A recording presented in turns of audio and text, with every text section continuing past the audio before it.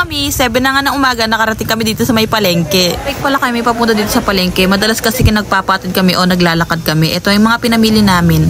Bumili na rin din ako ng mami para kay Chanchan tapos sa akin. Dahil favorite ng ate Shasha, ito pauwi na nga kami. Ito yung mga napamili namin. Kung tutuusin, sobrang lapit lang ng palengke sa amin. Pero kailangan pa rin magganito kasi nga rush hour na nga kasi gagamitin na tong e-bike. At ito na nga sa may pinamili ko. Diyos ko, alam ko na sa 1.5 or basta na sa 1.5 plus yung pera ko. Tapos ito yung mga napamili ko dahil sobrang taas na nga ng presyo. Tapos ang sarap sa pakiramdam.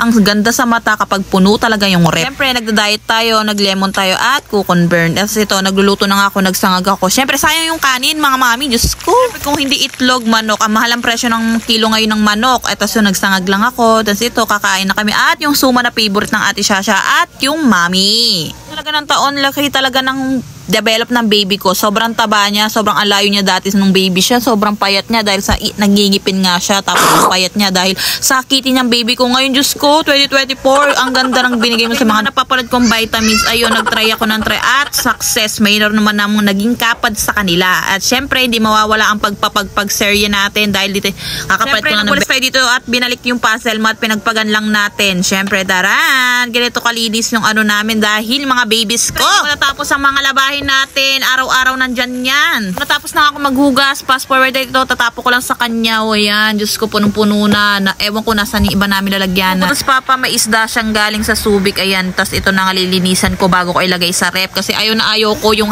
may hasang pa, tapos ilalagay mo sa rep, tapos di mo nilagay sa Tupperware. Diyos ko, mamamaho talaga yung rep. Ayan, pinag-arrange ko na ganyan ako ka hands-on, lalo na sa mga pagkain. Baka maalangawan tayo or something. Ito, ibababad ko lang kasi inilagyan ko ng Sondrox. Kailangan yan. Diyos ko, babaho na naman. Kakatak na naman yung pudra ko. Lang tayo dito dahil may kalat-kalat ng hasang at hasang ba yun? Ano ba yun? Yung kaliskis pala. Diyos ko. Hindi ko talaga yung galing yung pag yung kalat ko. Kailangan nililinis ko kasi maraming kakatak dito sa bahay. Ito, tatanggalin ko na yung mga sinampay.